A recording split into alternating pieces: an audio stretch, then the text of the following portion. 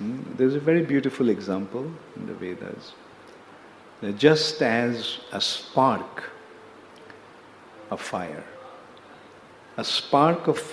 is qualitatively fire, but tiny fire. But when that spark comes out of the fire, it loses its fiery qualities.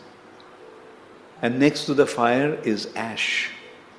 And falling on the heap of ash, that was spark at one time now became ash.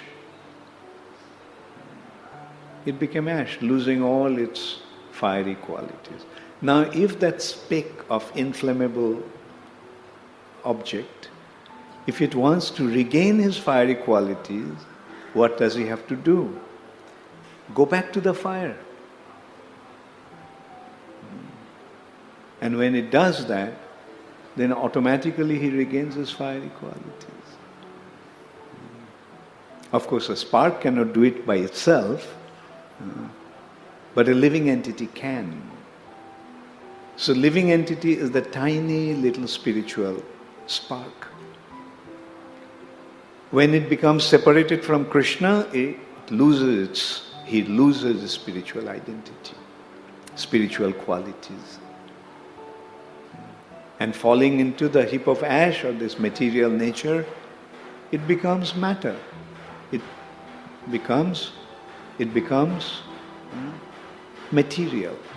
Starts to identify himself with the body, which is made of matter.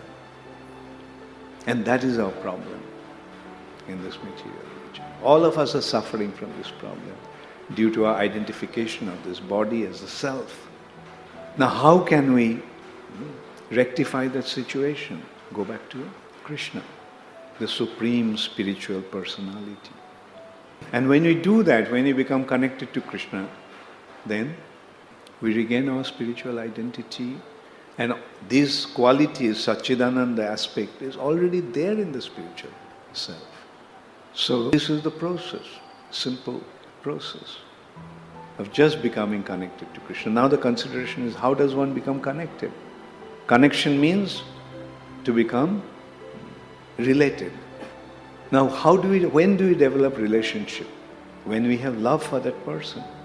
Love unites, hatred separates. So if we want to become connected to Krishna, then we have to offer our love to him.